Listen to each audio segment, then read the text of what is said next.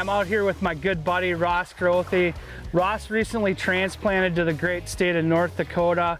You can see in the background we've got some of the native species wandering around back there, and I'm really excited that everything kind of aligned that we're able to make this happen today. But Ross, man, I can't tell you how jacked I am. I mean, this sounds like a pretty cool deal. It is going to be fun. You know, there's no guarantees in fishing. Right. It's or catching, but we got to give it 110%. There's some opportunities out here in North Dakota that are provided by the Game and Fish, that they do a lot of stocking, and it's a presentation that's high impact. I have a lot of fun doing it, and you know, I wanted to share it with you. Well, and the great people out there that are supporting our program. Well, you know what? I have a feeling we're about to show you the next bite.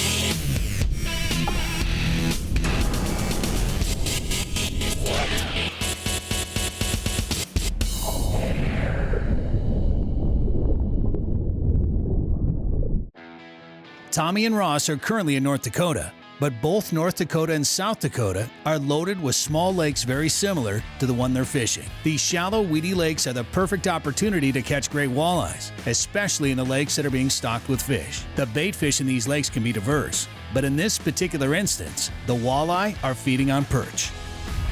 What does that thing look like, that crankbait though? A little perch pattern. Matching the hatch.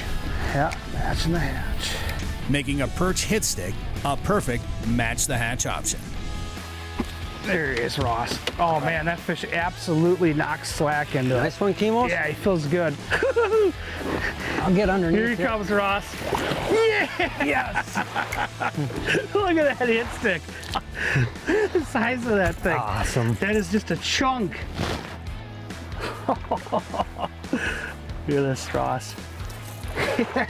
Awesome fish, Kemos. Yeah, way to go, buddy. It knocked like 2 feet of slack into it. Just look at that fish. Oh man, I'll tell you what. I'm thankful that you shared this bite. This is something special here. Holy cats. I mean, they kill that crankbait. Yep, that's why awesome. I was persistent on sharing that with you guys. Yeah. It's totally cool. And using the hit sticks. Oh yeah. They like them. Oh yeah, it's perfect for in here. All right, let's get her back. So we're out here in central North Dakota right now, fishing the prairie pothole region. And this can happen in not only central North Dakota, South Dakota, Minnesota, or whatever it is. We're walleye fishing, we're casting crankbaits over the top of an emergent vegetation, looking for big walleyes. And what happens is it's kind of a predator-prey type of relationship. A lot of these lakes out here, when they put the young of the year under the fry, first thing they do is they find habitat to hide out, because otherwise they become prey. So they end up growing up in the weeds, and then it becomes a predator-prey relationship where all of a sudden they're realizing, hey, our food lives in these weeds with us as well, which in most of these lakes it's fathead minnows or perch. Hence, we're fishing over the top of a lot of emergent vegetation, trying to target those big walleyes, get them to come up and attack our crankbaits. And I believe that's their home. That's where they're hiding out, that's where they live, and that's where they ambush their bait. So, and hence, that's why we're casting crankbaits over the top of that emergent vegetation. The next bite is brought to you by Mercury Marine, Go Boldly, Schaefer's Specialized Lubricant, Putting Equipment First, Nitro Boats, Performance Fishing Boats, Bass Pro Shops and Cabela's. Your adventure starts here. Berkley, your fish, our science. And Power Pole, Total Boat Control. Closed captioning for the next bite is provided by Precision Trolling Data. the authority for crankbait diving depth information. Casting crankbaits at a glance can look extremely simple, and it can be, especially when talking about cadence. In general, it's just a straight reel, and occasionally a pause or twitch. Oftentimes, you can feel a walleye push the bait. Ross explained in those instances he likes to pause his reeling, and often that can entice a bite. Besides cadence, the rest of the setup is extremely simple, but there are a few things you can do to increase your fish catching odds. So in stickbait fishing, particularly in situations where you're fishing through and over the tops of vegetations, I like to use a medium light, extra fast rod. This particular one is a 6 foot 9 inch. The reason that I like that extra fast is that you want that little bit faster tip so that when you do hit the weed tops, you have the ability to rip that bait through the weeds and continue your presentation. Always like to use 8-pound fire line in this setup, but one thing that I do that I think makes a really big difference is that I'll always incorporate a fluorocarbon leader into the setup as well. The fluorocarbon does a couple things for you. It gives you great abrasion resistance, but it's also a little bit stiffer than your braided line. And what that does, I think it causes a few less situations where the bait flips up in the wind. Out here we're in the Dakotas, there's always wind. This is the setup that you want to go with when you're ripping stick baits through heavy vegetation. How's he feel? It feels better, Kemos. All right, I'm coming with the net. Oh yeah, that looks like a really nice fish, Ross. Oh yeah. Oh, these things are wild, eh? Here he comes. Got him! All right. Nice fish, Ross. That is a nice walleye. We'll get this out of the way here. Want me to get Yeah, it? you grab it, Ross. Nice fish, Ross. Oh. There we go. Nice fish, Ross. Yeah, that's a nice 20-inch fish. Was that on that outside edge or on the inside edge? Right on the outside edge, kind of coming up to that point there. Yeah. A Sweet. little more vegetation in there. I think they're holding on that, and you know, that's the key to it. Yep. That Dropping vegetation. Dropping a little something that looks like a perch in front of them. they can't resist. Sweet. We'll see you another day. Nice job.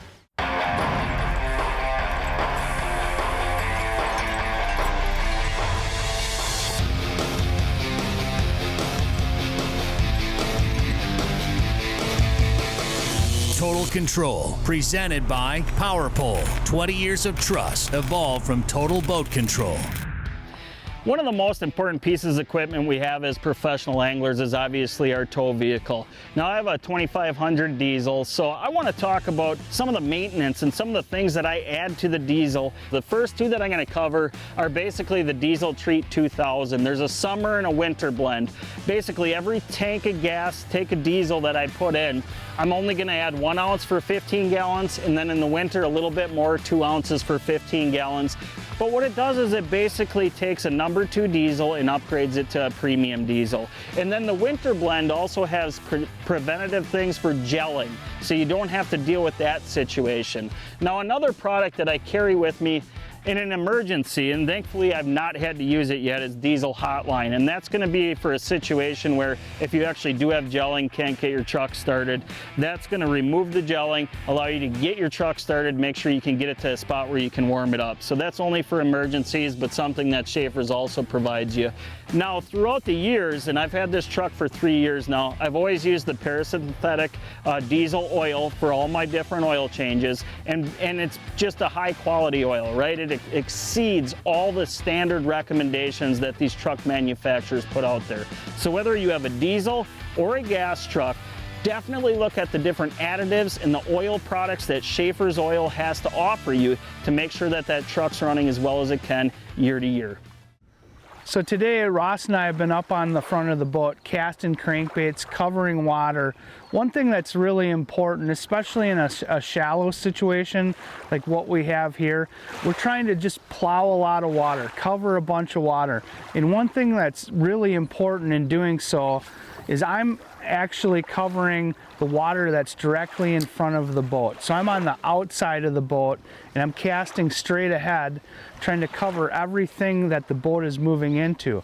Ross is on the inside and he's casting at a 45 and basically working that bait down along the inside edge. I'm covering the deep edge. Now this is really important because you don't want to be making the same cast. This water is fairly clear, and what we're trying to do is just work our way through and draw the fish in. So you want to kind of pay attention to your fishing buddy while you're moving along. So you always want to be covering fresh water. Maximizing the time your bait is in the water is a huge part of casting a crankbait. With 2 guys in the boat, you can use teamwork to effectively cover every bit of water you can in a day. One other major part of casting crankbaits into the weeds is making sure you're fishing clean. When fishing in the right areas, this is very easily done using rod movement. You know, one thing that's real important in crankbait fishing is understanding that every crankbait has a dive curve, but also know that by just adjusting your rod tip, the level that it's at on the retrieve, you can change that dive curve up to 4 to 5 foot. We've been casting into shallower weeds that are topping off at about 3 foot. Now this number 11 hit stick that we're using, it'll actually get down 5 or 6 foot on the cast.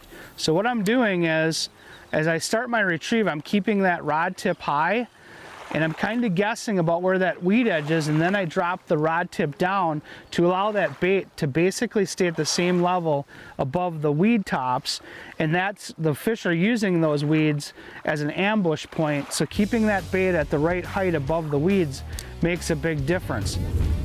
Here he is, Ross. Oh yeah, this is a really nice, Oh, boy, he smoked nice that and thing. easy, Kemos. Nice fish. Boy, these fish are hot, hey? Oh, he's barely hooked, too. He's barely hooked. Ah! Keep her good. Nice fish, Kemos. Yes! Look at that fish. Oh my that's gosh, a is that a beautiful nice fish. one, hey? Look at that fish, Ross. Beautiful. Oh my gosh. Got all these fish. That thing's so just stout. Unbelievable. See, Yeah. I mean, that thing just has a face full of hooks. See if I Nice can fish, Kemos. get him out. Same as I. Yeah, hopefully. Oh, we got 3. Ah.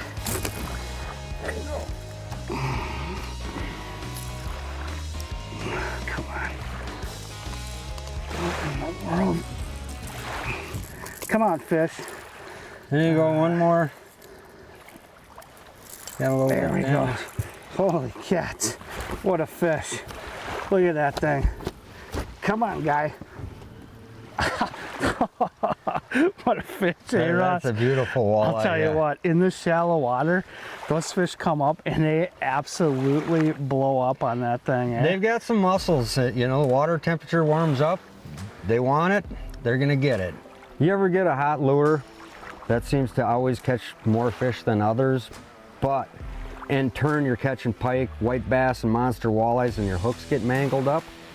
That happens. I want to use the same bait though. So what I'm going to show you today is how to swap out these beat up, bent up treble hooks with a new sharp, super sharp hook. So what I've got here is I've got the split ring open. I get the treble hook that I'm trying to remove on one side and slide it halfway over. Then I take my new treble hook to replace that with, and I start that on the other side of the split ring. So when I'm sliding off the bad hook, the new hook is also sliding on that split ring as well. It's a 2-part process that makes it a lot easier. So what I've got here is I've got that old treble hook halfway off of the split ring. I've got the new treble hook halfway on the split ring, and I just work it through, sliding the old one off and the new one on. And keep in mind, you got to be careful. And also, one thing I wanted to mention is these treble hooks lay a certain way. So when you remove and replace, make sure you turn that treble hook so it's lined up the same way. and also the size and the weight of the treble hook that you're removing. You want to make sure you replace it with something very comparable, or if not the same hook, because that's going to affect the way your lure runs, the action of the lure, and also you don't want these hooks to get fouled together. So we just continue on sliding the old one off and the new one on. That thing absolutely cracked it, Ross. Awesome. Yeah, we'll bring them in over here. You tell me when you're man. ready, Kemos. Okay. Here comes Ross. Ready? Yep. Yes. Yeah, there we go. All right. Look at the size of that fish. That's a beautiful walleye. Oh, Awesome. man. Oh, that was on that hit stick, number 11 perch. Yep. A fish came up and busted on the surface. Look at that beauty. That's a nice fish. Oh, yeah. Nice log fish. Yeah, that was crazy. Super There's something healthy. going on this point here. I'll tell you that right now. But yeah, that number 11 just right over the weed top. So let's get this baby back. Beautiful weed fish. Yep. Heck yeah, awesome. Let's get this one back.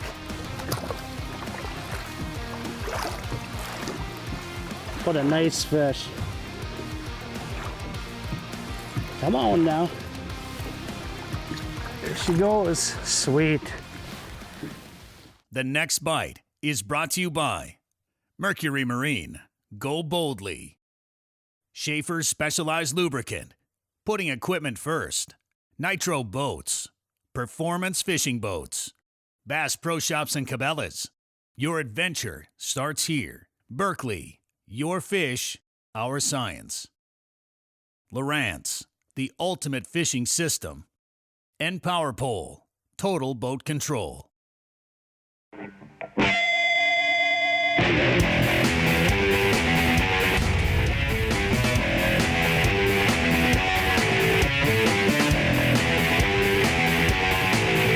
Hot topics, leading information and tackling techniques to make you a better angler. Presented by Mercury. I think we'd all agree that things have gotten pretty expensive lately, and you know, boats and motors are no exception to that. So how do you get into a reasonable rate? This is how I did it. I researched on the internet for older boats, and you know, I was kind of looking for a Ranger because I knew that, you know, they've always built high quality boats, and I figured if I got an older one that it would be still in pretty good shape. So I found this boat. It had an old Mariner on it for the first 6 months. I used that engine, but you know, the engine had thousands of hours on it. So I decided this last spring, Mercury almost always has their Repower rebate, and essentially I bought this 60-horse tiller during that time frame. But I have a motor now that runs like a top, it trolls, it's quiet, it's brand new 4-stroke technology on a super solid boat that really works well. So I have the foundation of a fantastic rig. Then over the course of time, I added electronics as I could afford them. I replaced the seats, I replaced the worn out carpeting with aqua traction on the floor. In my mind, as good as a new one, other than it has a few scratches on it. And it really is a nice rig, but I didn't break the bank to get it put together. This is my personal boat that I use on the smaller lakes, and I'm telling you, I got into it at a great cost, and it's a fantastic rig to fish out of. Breaking down these small, shallow lakes in the Dakotas can be rather simple and a very fun fish catching experience. That's why we're out here. Oh Kemos. man, I'll It's just tell you what. to enjoy the great state of North Dakota and have an opportunity to catch some beautiful fish like this. What a place. Yep. Casting crankbaits is nearly always a good choice, especially if you're finding fish in the weeds. There he is, Ross. Oh, good fish. Nice fish. Thing. Oh my. Come on. Get him. Get him. All right. Oh man. Look at that That walleye. thing is an absolute tanker. That's a nice fish, Kemos. Are you kidding me, Ross? That's like a 28-inch, man. I'm pretty good at getting hooks out of hand, so you can get real aggressive there, Ross. Just kidding, I'll probably pass out. Oh my God. Nice. There, she's free. What an awesome fight and an awesome bite that was. You know what's interesting? I had just had a bump and missed that, and I bet you that's the fish. Well, that's a 25 incher, huh? 26? That's like a 29 and a half, Ross. Well, it might, I don't know. I'm just kidding. I can tell you one thing. That's a big head right there. That's man. Beautiful. That's an old walleye. Look at the eyeballs on that thing. I mean, and this water is so clear too, like seeing that bait in that thing's mouth. Just thrashing out there. Yeah, but yeah, I mean, it's shallow water, so these fish they're on the chew, and they're, like you say, you just had it bump, and yep. I closed the deal out on them, so let's get this one back. Awesome Sweet. fish. Buddy, unbelievable. I'll tell you what, this has been a treat, man. I can't thank you enough for sharing this bite. Beautiful North Dakota. Look at the size of that fish. What a place. Yep. Look at the size of those things. Hey, Grothe, I got lunch ready for you here. I know we didn't have any bread left, but here you go, some June bugs. I know how much you like those, yeah. Okay. I'll tell you what, I can't thank you enough for sharing this place with me. This is amazing. This is something special here. It is. Yeah. It's not every day you can catch quality fish like this. When this happens though, it's a good idea to hold your finger on the spool to keep any more line from coming out. And just slowly pull it out. The loop's not getting any bigger. See, there you go. Now all I have to do is just gently straighten it out. That's what happens when you get too excited to fish and you stop paying attention to your mechanics. But the reason that happens a lot, a wind knot, when you cast out, you should always close the bail by hand and just give the line a real little flick like that to ensure that you don't have a loop.